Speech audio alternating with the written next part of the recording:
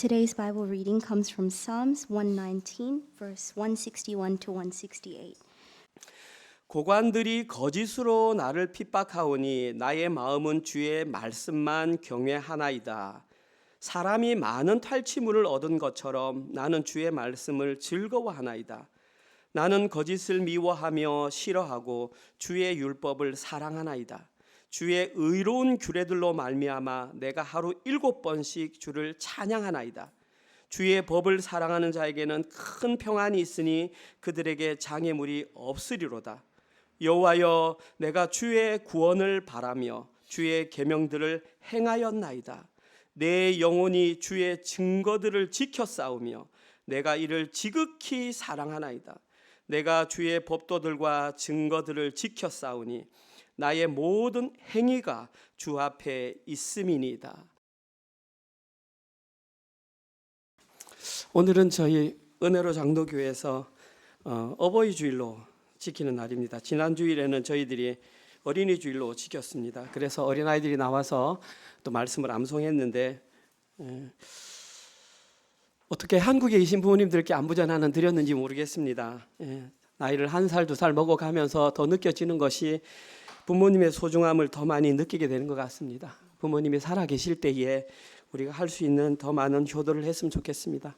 마음은 꿀떡 같은데 또 몸이 떨어져 있어서 찾아가지 못하는 우리의 마음들 하나님께서 다 아실 줄 믿습니다. 전화라도 한 통 더 해서 화상통화로 얼굴을 한 번 더 보여드렸으면 좋겠습니다. 오늘 저희들이 함께 나눌 말씀은 시편 119편입니다. 우리 사랑하는 신디 성도님께서 아주 빨리 읽어주셔가지고 다 이해하셨죠? 성경 보시면서 제가 나중에 다시 한 번 더 읽어드리겠습니다. 시편 119편은 저희들이 지난주부터 살펴보았습니다. 그때 간략하게 개요를 말씀드렸는데 시편 119편에는 아주 중요한 3가지 특징이 있다고 그랬습니다. 오늘은 시간 관계상 다 생략을 하고 한 가지만 보겠습니다. 시편 119편에서 가장 중요한 특징은 내용입니다. 시편 119편은 히브리어 자음 22개의 각각 8행씩, 그래서 176절로 구성되어 있다고 그랬습니다. 그런데 재미있는 것은 그 176절 모든 내용에 공통적으로 들어가 있는 단어가 말씀입니다. 감사합니다. 정말 중요한 내용입니다. 말씀이 들어 있습니다. 그런데 단 3구절만 말씀이 안 들어가 있습니다. 그래서 제가 지난 주일날 혹시 찾아보시겠습니까 했는데 3구절 찾아보신 분 계십니까? 제가 대표로 찾아봤습니다.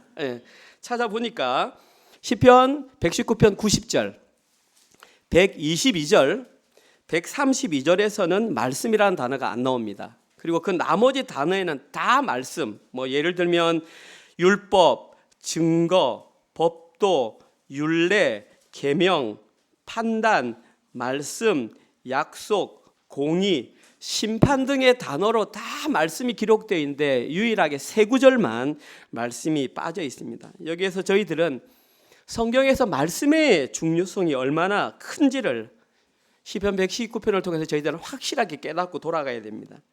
그런데 한 가지 조금 주의해야 될 것은 말씀이라는 단어 자체도 중요하지만 사실은 그 말씀 속에 감추어진 진리를 발견하는 것이 더 중요합니다. 시편 119편이 진짜 좋은 성경인 이유는 그 성경 말씀에 기록된 진리가 명확하게 숨겨져 있습니다. 특별히 오늘 마지막 저희들이 살펴보는 21 그 자음과 22번째 자음에는 성경에서 가장 중요한 진리, 예수 그리스도를 통한 구원의 진리가 명확하게 기록되어 있습니다. 따라서 오늘 저희들은 21번째 자음과 22번째 자음을 통해서 이 속에 감추어진 예수 그리스도를 통한 구원의 원리를 발견하고 돌아가셨으면 좋겠습니다. 첫 번째 살펴볼 내용은 21번째 내용, 구원에 관한 내용입니다. 오늘 본문 161절에서 168절을 제가 천천히 다시 한번 읽어보겠습니다. 고관들이 거짓으로 나를 핍박하오니 나의 마음은 주의 말씀만 경외하나이다. 사람이 많은 탈취물을 얻은 것처럼 나는 주의 말씀을 즐거워하나이다. 나는 거짓을 미워하며 싫어하고 주의 율법을 사랑하나이다. 주의 의로운 규례들로 말미암아 내가 하루 7번씩 주를 찬양하나이다. 주의 법을 사랑하는 자에게는 큰 평안이 있으니 그들에게 장애물이 없으리로다. 여호와여, 내가 주의 구원을 바라며 주의 계명들을 행하였나이다. 내 영혼이 주의 증거들을 지켜 싸우며 내가 이를 지극히 사랑하나이다.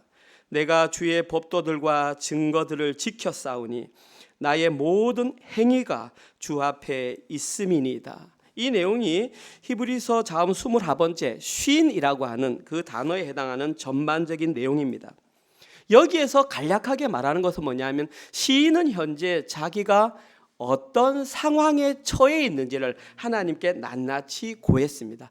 하나님, 지금 현재 나의 삶이 이러합니다 라는 사실들을 하나님께 고백했습니다. 제가 간략하게 요약해 드리겠습니다. 첫 번째, 161절에서 시인은 권력자들이 아무런 이유도 없이, 저기 고관들, 이 말은 권력자들을 말합니다. 거짓 없이라는 말의 원어는 아무런 이유 없이, 권력자들이 아무런 이유 없이 지금 자신을 핍박하고 있다고 하나님께 그냥 자기 현실을 말하고 있습니다. 그러면서 계속 말하는 것이 나는 그들의 핍박에 상관없이 오직 주의 말씀만 경외합니다. 이 경외하는 것은 하나님을 두려워 떤다 이 말입니다. 그들이 핍박하든 상관없이 나는 하나님을 두려워하며 떨고 있습니다. 계속해서 162절과 163절에서 나는 하나님의 말씀을 여전히 즐거워하고 있습니다. 163절에서 나는 주의 말씀을 사랑하고 있습니다.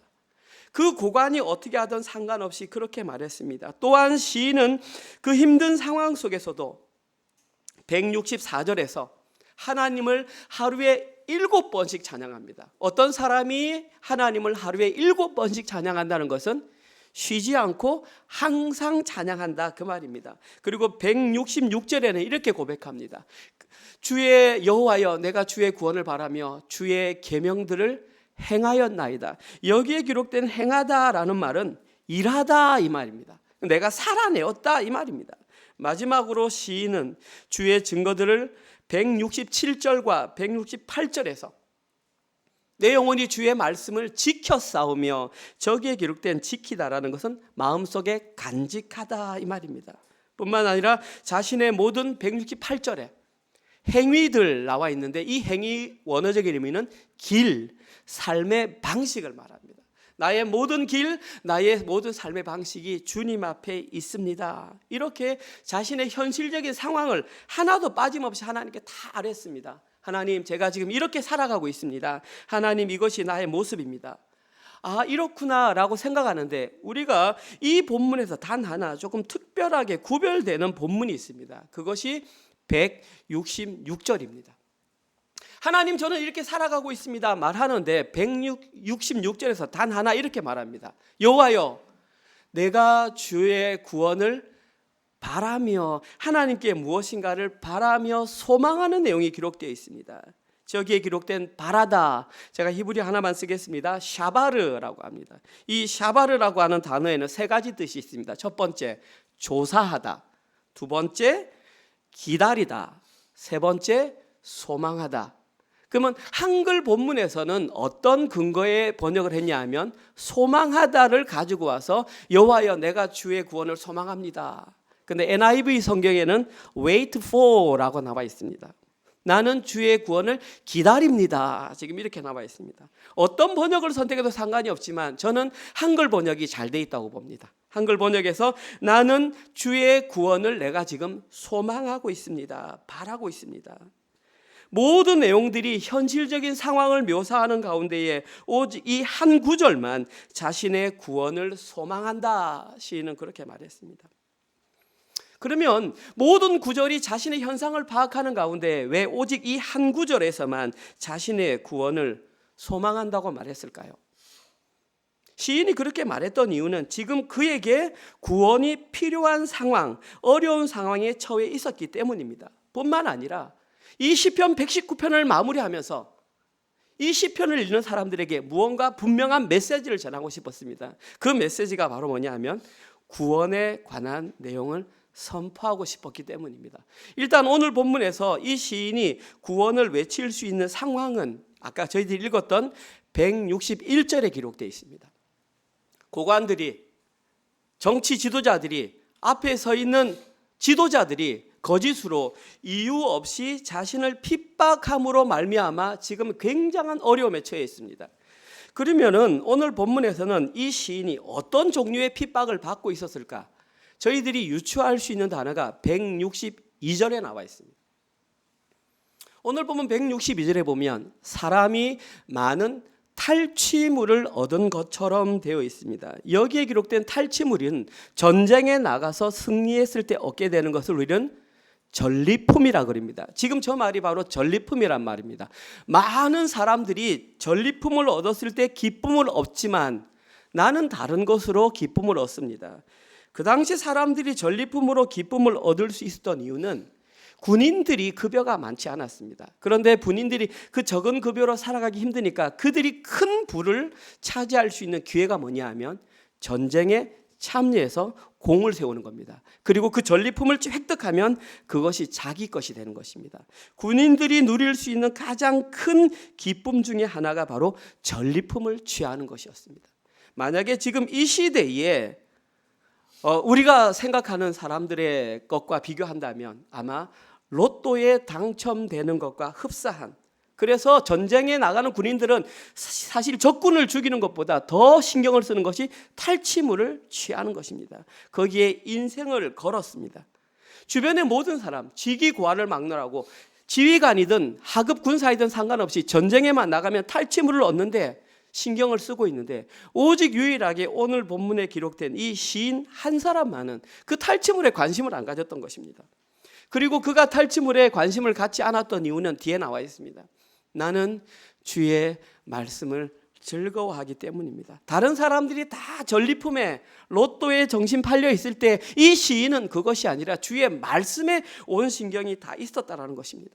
한번 생각해 보십시오. 모든 사람들이 다 그리로 흘러가는데 오직 한 사람만 그렇게 안 하면 그들의 시선에 이 시인의 모습은 어떻게 보였겠습니까? 당연히 이상해 보였겠죠. 그러니까 그들을 향해서 주어지는 것은 환난과 핍박이었던 것입니다. 이 현상은 너무나 당연한 현상입니다. 이러한 이유로 시인은 아무런 잘못도 없이 억울하게 고난을 받았던 것입니다. 이때에 시인이 유일하게 할 수 있는 것은 하나님께 자신의 마음을 토로하는 것, 그것밖에 없습니다. 자신이 찾을 수 있는 기댈 분은 오직 여호와 하나님 한 분밖에 없었다. 따라서 오늘 본문에서 시인은 하나님 한 분만 166절에서 자신의 구원을 소망했습니다. 그런데 재미있는 것은 어저께 본문에서 저희들이 여러분들이 묵상하면서 느끼셨는지 모르겠지만 오늘 본문에는 단 한 번만 구원을 소망했지만 어제 본문에서는 무려 6번이나 하나님께 자신의 구원을 간구했습니다. 찾아보진 않겠습니다. 제가 그냥 읽겠습니다. 146절에서 여호와여 나를 구원하소서, 149절에서 나를 살리소서, 153절에서 나를 건지소서, 154절에서 나를 구하사, 156절에서 나를 살리소서, 159절에서 나를 살리소서. 그 짧은 구절에서 시인은 무려 6번이나 나를 살려달라고, 나를 구원해달라고 했습니다. 여기에서 저희들은 시인이 얼마나 절박한 상황에 놓여 있었는지 너무나 쉽게 파악할 수 있었습니다. 그런데 그 당시 시인은 세상 사람들이 걸어가는 길과 반대의 길을 걸어감으로 말미암아 감당하기 힘든 고난의 상황에 빠져 있었던 것입니다. 그럼에도 불구하고 오늘 본문에서는 단 한 구절, 단 166절에서 하나님 저를 구원해 주소서, 구원을 소망합니다. 그러면 어저께 본문과 오늘 본문에서 시인에게는 어떤 변화가 있었을까요? 어저께는 그토록 간절히 하다가 오늘은 단 한 번만 했을까요? 오늘 본문 168절입니다. 시인에게 변화가 일어난 것은 내가 주의 법도들과 증거들 지켰사오니 나의 모든 행위가 주 앞에 있음이니이다.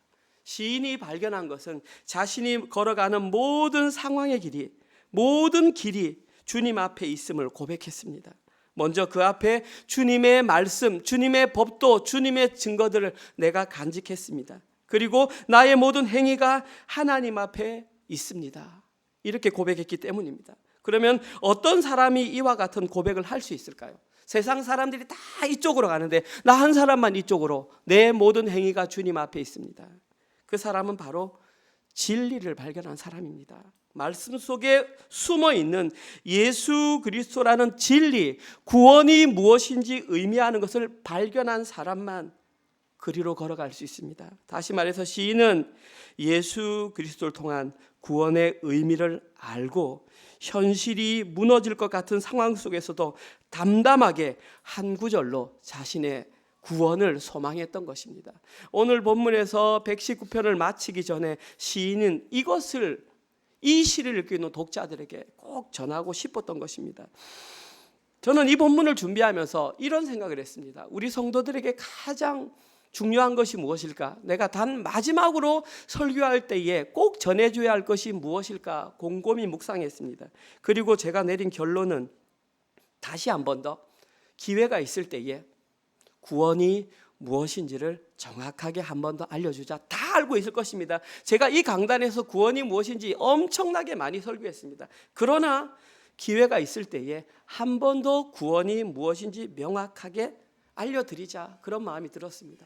따라서 제가 이 시간에 다시 한 번 더 구원이 무엇인지 명확하게 알려드리겠습니다. 구원, 사실 우리는 일상을 살아가면서 이 단어는 잘 사용하지 않습니다. 우리가 가장 많이 사용하는 단어, 저 같은 경우에는 저는 야구를 좋아합니다. 선발 투수가 나와서 경기를 막 이렇게 아슬아슬하게 이길 때에 선발 투수가 힘이 빠져갑니다. 그 위에 나오는 투수를 구원 투수라고 합니다. 그런 경우 외에 여러분들 구원하다 언제 그런 말 자주 씁니까? 가장 대표적으로 쓰는 말은 물에 빠진 사람을 구조할 때 우리는 구원하다, 이런 말을 씁니다. 이 구원이라고 하는 단어의 한자어는 건질 구, 잡아당길 원입니다. 잡아당겨서 건져내다라는 뜻이 바로 구원입니다. 그런데 이 단어에서 저희들이 알 수 있는 것은 누군가를 잡아당겨서 건져내기 위해서는 그 존재가 반드시 어딘가에 빠져 있어야 한다는 것입니다. 이 단어 자체가 그냥 그 베이스에 전제되어 있습니다. 누군가가 빠져 있을 때 손을 내밀어서 건져낼 때 우리는 그것을 구원이라고 합니다. 그러면 성경에서 말할 때 사람들이 빠져 있는 곳이 어디일까요? 그것은 당연히 죄의 늪에 빠져 있다라는 것입니다. 죄의 늪의 가장 대표적인 그 증상이 뭐냐면 사망과 죽음입니다. 이 세상을 살아가는 모든 사람들은 죄로 인한 사망과 죽음의 늪에 빠져서 허덕이고 있습니다. 그 상태로 살아갑니다. 본인이 인정하든 인정하지 않든. 성경에서는 이것을 무엇이라고 표현하냐면 하나님과의 관계가 끊어졌다라고 표현합니다. 하나님 없이 살아가는 그 모든 삶을 하나님과의 관계가 끊어졌다. 언제부터 끊어졌느냐? 선악과 사건으로 인해 끊어졌습니다. 여기에서 저희들은 성경에서 말하는 구원의 정의를 정확하게 내릴 수 있습니다. 제가 정의 내려드리겠습니다. 성경에서 말하는 구원은 끊어졌던 하나님의 관계가 다시 연결되는 것이 구원입니다. 다시 한번 말씀드립니다. 성경에서 말하는 구원은 끊어졌던 하나님의 관계가 다시 회복되는 것을 구원이다, 이렇게 말합니다. 그러면 이 끊어진 관계를 어떻게 회복할 수 있느냐? 그것을 설명하는 해설서가 성경 66권에 기록되어 있다. 따라서 이러한 이유로 저희들은 성경을 계속 보는 것입니다. 그리고 그 성경 66권에 가장 중심되는 내용이 바로 예수 그리스도를 통한 구원이다. 그것을 구속 혹은 속량 혹은 대속, 하나님과의 끊어진 관계를 연결할 수 있는 유일한 분은 예수 그리스도 한 분밖에 없습니다. 다른 길이 없느냐? 다른 길 없습니다. 왜냐하면 일단 그분은 죄가 없어야 합니다. 두 번째, 그분은 사람의 형태로 와야 합니다. 이 땅 가운데에 죄가 없으시고 사람의 형태로 오신 분은 예수 그리스도 한 분밖에 없습니다. 여기에서 저희들은 무엇을 알 수 있냐면 신관을 알 수 있는, 우리가 믿는 신이 어떤 신이냐? 우리는 유일신 하나님을 믿습니다. 그런데 그 유일신은 삼위로 존재합니다. 성부 하나님, 성자 예수님, 성령 하나님. 이것이 우리가 믿는 신관이라고 합니다. 여기에서 또 알 수 있는 것이 뭐냐면 구원관입니다. 우리는 오직 예수 그리스도 한 분을 통해서만 구원을 받는다. 이것을 우리가 믿고 의지한다. 우리는 이 차원에서 우리 교회가 표방하는 바는 개혁주의적 우리는 성경관을 가지고 있습니다. 성경 66권이 말하고 있는 핵심 내용, 유일한 구원의 방법은 예수 그리스도밖에 없다. 예수 그리스도 외에는 끊어졌던 하나님의 관계를 연결할 수 있는 방법은 없다. 이것을 알고 이것을 믿는 것을 우리는 뭐라고 말하냐면 그 사람은 예수 믿는 사람이다. 우리는 그렇게 말을 합니다. 자, 제가 계속 예수 그리스도에 대해 얘기하니까 그런 질문이 나올 수 있습니다. 그러면 오늘 시편은 당연히 구약이고 이 구약을 포함한 시편을 포함한 모든 구약에 있는 사람들은 예수님을 보지도 못했는데 그들은 구원에서 멀어진 것일까요? 그렇지 않습니다. 오늘 본문에서 명확히 나와 있지만 시인은 구약 시대를 살고 있었지만 구원을 알고 있었고 구원을 누렸습니다. 하나님께서는 구원과 관련해서 구약 시대의 사람들에게도 여러 가지 사건을 통해서 구원이 무엇인지를 그림으로 다 설명해 주셨습니다. 오늘은 시간 관계상 두 가지만 얘기하겠습니다. 가장 대표적인 사건이 노아의 방주 사건입니다. 노아의 방주 사건은 그 자체가 구원입니다. 그냥 노아의 방주 사건은 그 자체가 예수 그리스도를 나타내는 것입니다. 우리가 창세기 6장을 읽을 때에 홍수가 내려서 사람들이 다 죽었어가 아니라 그냥 방주의 사건이 나오면 그것이 예수 그리스도라 보면 됩니다. 창세기 6장 14절 너는 고페르 나무로 너를 위하여 방주를 만들되 그 안에 칸들을 막고 역청을 그 안팎에 칠하라. 하나님께서는 그 당시의 의인인 노아에게 방주를 만들라고 명령을 내렸습니다. 노아는 하나님의 명령에 따라 120년 동안 산 위에서 방주를 만들었습니다. 자, 노아에게는 아들이 3명이 있습니다. 아무리 120년이지만 축구장보다 훨씬 큰 방주를 3층 높이로 4사람이 만들기는 어렵습니다. 따라서 이 방주를 만든 데에는 성경에는 나와 있지 않지만 수많은 사람들이 동원되었을 것입니다. 물론 싹스를 줬겠죠.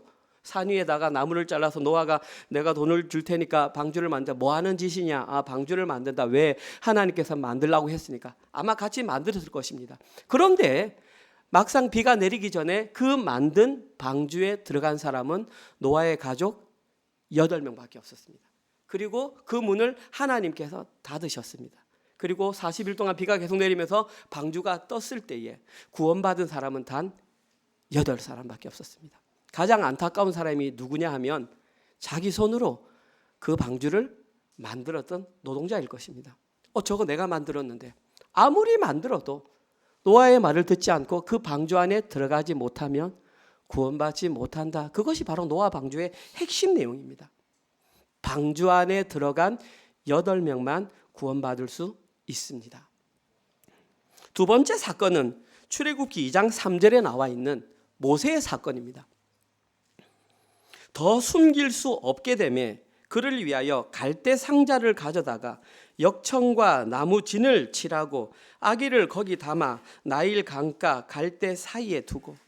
이 내용은 애굽 왕 바로가 명령을 내렸습니다. 남자아이가 태어나면 다 죽여라. 그런데 차마 모세의 부모님들은 아이를 죽일 수가 없었습니다. 그래서 아이를 키울 수 있을 정도로 3개월까지만 딱 키웠습니다. 우리로 말하면 100일까지. 그런데 100일부터는 아이 목소리가 커지기 때문에 이제 더 이상 키울 수가 없었습니다. 고민한 끝에 모세의 아버지는 갈대 상자를 가지고 갈대를 가지고 상자를 만들었습니다. 그리고 그 상자에 노아가 방주를 만들었을 때 칠했던 것처럼 역청을 칠했습니다. 저기 역청 나와 있습니다. 역청을 칠했습니다. 그리고 아기를 거기에 누워서 갈대 사이에 낳았습니다. 하나님께 맡긴 거죠. 살게 되면 살게 하라고. 그런데 마침 누이가 지켜보다 보니까 바로의 딸이 목욕하러 나왔고 그 아이를 보고 물에서 건져내었습니다. 그래서 그 아이 이름이 모세가 된 것입니다. 모세라는 뜻은 물에서 건져내다. 그렇게 건져진 모세는 40년 동안 애굽의 왕자로 살았고 40년 동안 광야에서 목자로 살았습니다. 80세가 되었을 때에 가시떨기 위에 살아계신 하나님을 만나고 이스라엘의 지도자로 가서 이스라엘 백성을 애굽에서 건져내는 구원자의 역할을 감당했습니다. 제가 왜 이 두 가지 사건을 얘기했냐면 첫 번째 노아의 사건에서 나왔던 그 방주라는 단어와 지금 저기에 기록된 상자라는 단어가 똑같은 단어입니다. 한글로는 다르게 되어 있죠. 그런데 히브리어로는 테바라고 합니다. 테바라는 뜻이 그냥 방향이 없이 이렇게 상자로 만든, 그것이 커도 테바고 그것이 작아도 테바라는 것입니다. 이 테바의 가장 큰 특징이 뭐냐 하면 배가 아니기 때문에 방향키가 없습니다. 물이 흘러가는 대로 흘러갈 수밖에 없는, 하나님께서 흘러가게 하는 대로 흘러가게 할 수밖에 없는, 그런데 중요한 것은 그 상자에 들어간 사람은 그가 누구든 살아나게 된다는 것입니다. 모세도 그 상자에 들어가서 살아서 이스라엘 백성들을 출애굽하는 지도자가 되었고, 노아의 식구 8명도 그 방주에 들어가서 살게 되었습니다. 그 방주, 그 상자가 의미하는 것은 예수 그리스도, 예수 그리스도의 이름 아래 들어간 사람만 구원을 받을 수 있다. 이것이 성경에서 말하는 구원관 예수 그리스도, 진리가 숨겨져 있는 것입니다. 하나님이신 예수님은 성부 하나님의 뜻에 따라 이 땅에 사람의 몸을 입고 오셔서 십자가에 달려 돌아가신 후에 부활하셔서 사망 권세를 물리치고 하나님과 끊어졌던 관계를 다시 연결시키셨습니다. 사도 바울은 이것을 뭐라고 표현하냐면, 제가 지난주에도 불러드렸는데 오늘 제가 다시 한번 읽어보겠습니다. 로마서 6장 4절과 5절입니다. 그러므로 우리가 그의 죽으심과 예수님의 죽으심과 합하여 세례를 받음으로 그와 함께 장사되었나니, 이는 아버지의 영광으로 말미암아 그리스도를 죽은 자 가운데서 살리심과 같이 우리로 또한 새 생명 가운데서 행하게 하려 함이라. 만일 우리가 그의 죽으심과 같은 모양으로 연합한 자가 되었으면 또한 그의 부활과 같은 모양으로 연합한 자도 되리라. 유니온 크라이스트, 예수 그리스도 안에서 함께 세례를 받음으로 구원을 받았다. 이것이 우리가 세례를 받은 정확한 결정적인 이유입니다. 다 세례 받으셨지 않습니까? 그것은 예수와 함께 죽었고 예수와 함께 살았다는 것을 의미합니다. 시간이 되었으니까, 교회 온 지 은혜로 장로교 오니까 6개월 정도 지나니까 교육을 받고 세례 주더라. 나 잘 모르겠어. 그냥 앞에 나오라 그래서 목사님이 물지 얹어서 나 세례 받았어. 물론 그렇게 받을 수 있겠죠. 그러나 그 세례의 의미는 예수와 함께 죽고 예수와 함께 살았다. 그 말은 예수라는 방주 속에 들어가서 예수님이 십자가에 죽으실 때 나도 죽었고, 예수님이 부활하실 때 나도 부활했다. 그것이 세례의 의미라는 것입니다. 오늘 본문에서는 우리에게 명확하게 구원의 방법이 무엇인지를 시편을 통해서 알려주고 있습니다. 방주 안에 있는 예수 그리스도 외에는 구원이 없다. 아멘. 이것이 오늘 본문의 핵심입니다.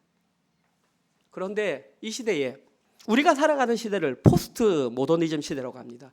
포스트 모더니즘 시대의 가장 대표적인 것이 뭐냐 하면 절대 진리는 없다. 따라서 구원의 방법도 예수 그리스도의 다양한 길이 있다. 어저께 잠깐 제가 블루마운틴을 다녀왔는데 차 안에서 그런 얘기를 나누었습니다. 불과 몇 년 전에, 7, 8년 전에 시드니에 있는 가장 큰 대형 교회의 부교역자가 그런 말을 했다고 합니다. 청년들에게 가르치는데 하나님께서 예수라는 밧줄을 내려주어서 그것을 붙잡으면 구원을 받을 수 있다, 그런 말을 한 것 같습니다. 그러니까 여러 가지 길 중에 예수라는 밧줄 붙잡으면 구원받는다. 그런데 너무나 감사한 게 뭐냐 하면 그 목사님의 설교나 가르침을 받은 청년들이 목사님 이건 아니잖아요 하고 목사님을 찾아가서 목사님께 말을 했다라는 겁니다. 어떻게 구원의 방법이 그럴 수 있어요? 결국 그 목사님은 한국으로 돌아갔다고 합니다. 너무나 감동적이었습니다. 과연 이 자리에서 지금 어떤 분이 와서 그와 같은 설교를 할 때에 우리 청년들이 그와 같은 말을 할 수 있을까? 그렇게 말을 하려면 명확한 진리가 뭔 줄 알아야 저거 이상하네 구별이 되는데, 진폐와 위폐를 가리는 가장 중요한 방법은 진폐를 끝없이 만지는 것입니다. 구원이 무엇인지 알아야 구원 외에 다른 얘기를 할 때에 저건 아닌데 용기를 내어서 목사님 그건 아닌 것 같습니다. 우리가 배웠던 진리는 그것이 아닙니다 라고 말을 할 수 있어야 되지 않겠습니까? 그 대형교회가 그 목사님을 어떻게 그렇게 초빙을 했지만 결국은 돌아가게 되었으니까 참 귀하다, 그런 생각을 했습니다. 오늘 본문에서 시인은 바로 그 구원을 소망했고 그 구원을 누렸던 것이 첫 번째 내용입니다. 그래서 제목이 구원입니다. 오늘 본문 대지 두 번째 내용은 구원 그 이후입니다. 오늘 보면 169절에서 176절 시편 119편의 가장 마지막 부분입니다. 제가 천천히 다시 한번 읽어보겠습니다. 여호와여, 나의 부르짖음이 주의 앞에 이르게 하시고 주의 말씀대로 나를 깨닫게 하소서. 나의 간구가 주의 앞에 이르게 하시고 주의 말씀대로 나를 건지소서, 구원해 주소서, 이 말입니다. 주께서 율례를 내게 가르치심으로 내 입술이 주를 찬양하리이다. 주의 모든 계명이 의로움으로 내 혀가 주의 말씀을 노래하리이다. 내가 주의 법도들을 택하여 싸우니 주의 손이 항상 나의 도움이 되게 하소서. 여호와여, 내가 주의 구원을 사모하여 싸우며 주의 율법을 즐거워하나이다. 내 영혼을 살게 하소서, 살려주소서. 그리하시면 주를 찬송하리이다. 주의 규례들이 나를 돕게 하소서, 도와주소서. 이른 양같이 내가 방황하오니 주의 종을 찾으소서. 내가 주의 계명들을 잊지 아니함이니이다. 이 내용은 히브리서 22번째 자음 타브를 가지고 8가지 행을 만들었던 시입니다. 전반적인 분위기가 어떻습니까? 앞에 읽었던 21번째 내용과 좀 구별되지 않습니까? 21번째는 자기의 상황을 알리는 것이 거의 대부분이었다면 이제는 완전히 바뀌었습니다. 전부 다 거의 대부분 살려주소서, 구원해 주소서, 뭔가를 소망하는 그런 내용, 간구하는 내용이 기록되어 있습니다. 간략하게 한번 요약해 보겠습니다. 169절에서 시인은 자신의 부르짖음이 주의 앞에 이르게 하시고 그의 말씀을 깨닫게 해달라고 간구했습니다. 깨닫게 해달라는 것은 저는 지금 지식이 부족합니다, 지금 그 말입니다. 또한 173절에서 주의 손으로 자신을 도와달라고, 도움이 되게 해달라고, 이 말은 나는 현재 능력이 없습니다 라는 것을 인정하는 거죠. 마지막으로 170절과 175절에서는 자신을 건져달라고, 구원해달란 말입니다. 자신을 살게 해달라고 구원해달란 말입니다. 그리고 이 모든 내용을 다 한 구절로 압축한 것이 174절입니다. 여호와여, 내가 주의 구원을 사모하여 싸우며 주의 율법을 즐거워하나이다. 여기에 사모하다, 이 단어의 원어적인 의미는 소망하다, 갈망하다, 열망하다입니다. 다시 말해서 지금 여기에서 시인은 자신의 구원을 간절히 갈망하고 있다라는 것입니다.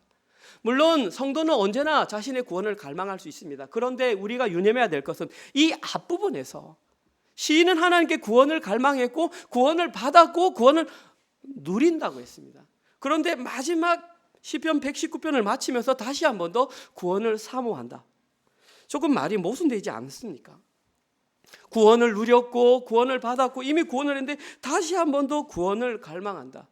그러면 앞에 말했던 그 구원이 잘못된 것일까요? 이 시인은 뭔가 잘못 알고 온전한 구원을 이루지 못한 상태에 여기에 직면했던 것일까요? 그렇지 않습니다. 시인은 정확하게 구원을 받았고 구원을 누렸습니다. 그런데 왜 마지막 부분에서 다시 한 번 더 자신은 하나님의 구원을 갈망한다고 했느냐 하면 그 이유는 자신이 이미 구원을 경험했음에도 불구하고 구원 이후의 삶에도 하나님의 도우심이 필요한 것을 알리기 위함이었습니다. 많은 사람들은 나 구원 받았으니까 이제는 룰루랄라라고 말을 합니다. 물론 그럴 수 있습니다. 그러나 진짜 시작은 구원받은 이유입니다. 이러한 이유로 사도 바울은 로마서를 쓸 때 계속해서 너희들이 은혜로 구원받았으니까 죄를 범할 수 있겠느냐? 결코 그럴 수 없느니라. 결코 그럴 수 없느니라. 계속해서 반복해서 말했던 것입니다. 시인은 구원 그 이후에 하나님의 도움이 얼마나 필요한지를 알려주기 위해서 여기서 저희들은 구원과 관련된 중요한 진리 한 가지를 발견할 수 있습니다. 성도가 이미 구원받았다고 해서 이 땅의 모든 문제들이 한꺼번에 다 해결된 것은 아니라는 의미입니다. 비록 성도가 예수 그리스도의 십자가 복음을 듣고 구원을 받았다고 할지라도 이 땅에서 자신이 살아내야 할 문제들은 여전히 그대로 남아있다라는 것입니다. 끝이 아니라는 것입니다. 이것을 요약한 것이 176절입니다. 한번 같이 읽겠습니다. 시작. 이른 양같이 내가 방황하오니 주의 종을 찾으소서. 내가 주의 계명들을 잊지 아니함이니이다. 이런 양같이 내가 방황하오니 주의 종을 찾으소서. 내가 주의 계명들을 잊지 아니함이니이다. 끝. 시편 119편은 저렇게 끝납니다.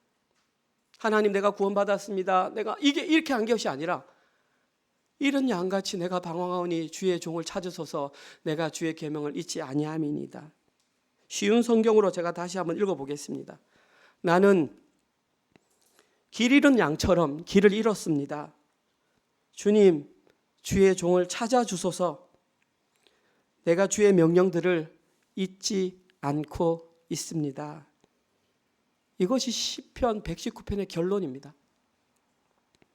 시인은 지금 자신이 길을 잃은 양처럼 길을 잃었다고 고백했습니다.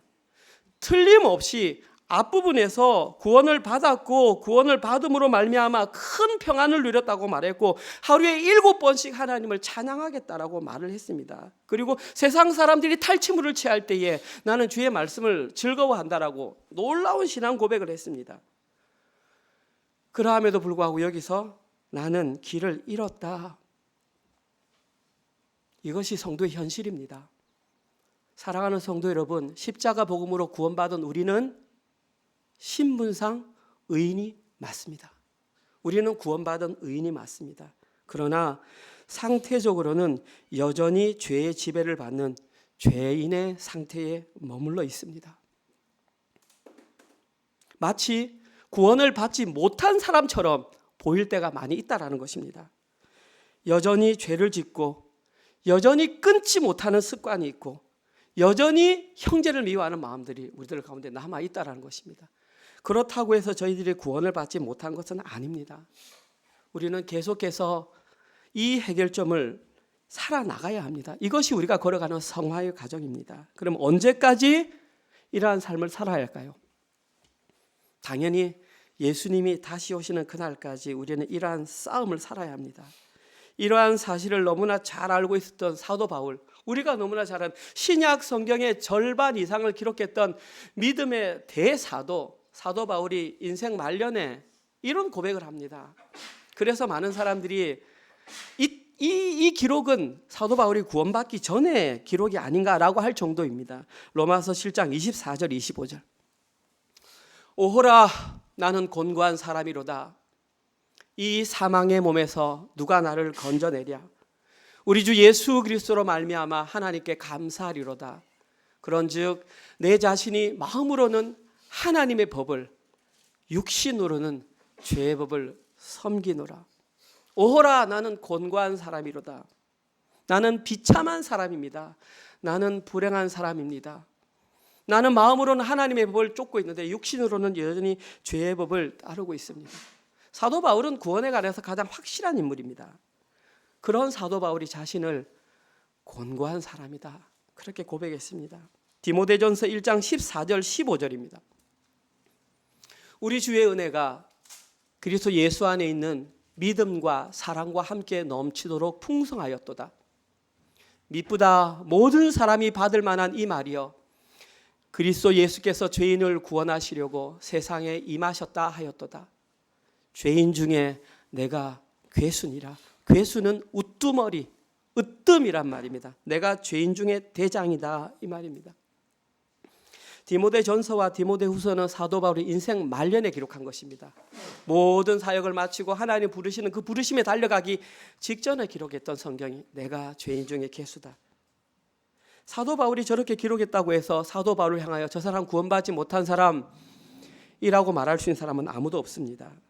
사도 바울은 구원받은 성도의 삶이 어떠한지를 우리들에게 알려주기 위해서 저렇게 기록했습니다. 구원받은 성도는 주님이 부르시는 그날까지 표대를 향하여 걸어가야 할 연약한 존재들입니다. 빌립보서 3장 13절 14절 우리 큰 목소리로 한번 같이 읽어봅시다. 시작. 형제들아, 나는 아직 내가 잡은 줄로 여기지 아니하고 오직 한 일, 즉 뒤에 있는 것은 잊어버리고 앞에 있는 것을 잡으려고 표대를 향하여 그리스도 예수 안에서 하나님이 위에서 부르신 부름의 상을 위하여 달려가노라. 사도 바울은 아직 잡았지 못했다고 했습니다. 잡았잖아요. 모든 것을 알려줬잖아요. 그럼에도 불구하고 나는 아직 잡지 못했다. 나는 표대 예수 그리스도라는 표대 하나님께서 부르신 부름의 상을 위하여 달려간다 라고 고백했습니다. 사도 바울이 아직 잡지 않은 것으로 여기지 않는다면 여기에 이미 잡았다고 고백할 수 있는 사람이 누가 있겠습니까? 따라서 저희들은 표대이신 예수 그리스도를 향하여 하나님이 위에서 부르신 부름의 상을 위하여 오늘도 열심히 달려가야 합니다. 이것이 구원받은 이후 성도가 살아가야 할 올바른 삶의 모습입니다. 그래서 우리에게 나타나야 하는 것이 첫 번째는 말씀이고 두 번째는 기도이고 세 번째는 찬양입니다. 내 신앙이 바로 가고 있는가 점검할 때에 말씀을 읽는가 기도를 하는가 찬양을 하는가 점검해 보십시오. 그 중에서 사탄이 가장 두려워하는 것은 기도하는 사람입니다. 말씀은 읽을 수 있습니다. 지적으로 쌓일 수 있습니다. 그러나 기도는 의지적으로 하지 않으면 기도가 안 됩니다. 사탄이 가장 두려워하는 사람은 시간을 정해놓고 하나님 앞에 자기의 마음을 아뢰는 그 사람을 가장 두려워합니다. 저는 이제 개척 5년이 되어가는 저희 은혜로 교회가 어느 정도 말씀 위에 세워가고 있다고 생각됩니다. 이제 저희들이 쌓아야 될 것은 기도입니다. 우리가 먼저 기도하고 자녀들에게 기도를 알려줘야 합니다. 그때에 우리의 자녀들이 살아남을 수 있습니다. 사랑하는 성도 여러분, 신앙의 목표를 하향평준화하지 마시기 바랍니다. 옆에 집사 바라보니까 저 정도 하면 나도 되겠지. 저 목사 바라보니까 실수 많이 하고 뭐 많이 하던데 저 정도면 나도 되겠지. 우리의 기준점은 옆에 집사나 목사가 아니라 예수 그리스도입니다. 우리의 신앙의 목표를 하향 수준해서 만족 스스로 하지 마시기 바랍니다. 우리가 바라봐야 할 대상은 오직 예수 그리스도. 우리가 시선을 집중해야 될 그분은 오직 예수 그리스도 한 분밖에 없습니다. 우리가 그 길을 위해서 이 자리에 모여 있고 은혜로 장로교회가 지금 이 땅 가운데 존재하고 있는 것입니다. 그것들을 잘 이루어 갔으면 좋겠습니다. 오늘 설교를 마무리하겠습니다. 저는 지난 주일 예배를 마친 이후에 잠시 시간을 내어서 영화관에 갔었습니다. 그래서 영화를 하나 봤는데 여러분도 같이 보셨으면 좋겠어요. 제목이 킹 오브 킹스라고 하는 애니메이션 영화입니다. 자녀들과 함께 보기에 진짜 좋은 영화 같습니다. 근데 특별히 이 영화를 추천드리고 싶은 이유는 미국에서 만들긴 했지만 그 제작 그리고 촬영 애니메이션 효과를 전부 한국 기술력으로 한국 감독님이 했습니다. 장성호 감독님, 김우영 감독님 이런 분들이 제작을 해서 지금 선풍적인 인기를 끌고 있다고 합니다. 기회가 되신다면 아직 끝나지 않았으면 한번 다 보러 가셨으면 좋겠습니다. 그 영화의 핵심 내용은 단 하나입니다. 예수 그리스도의 생애.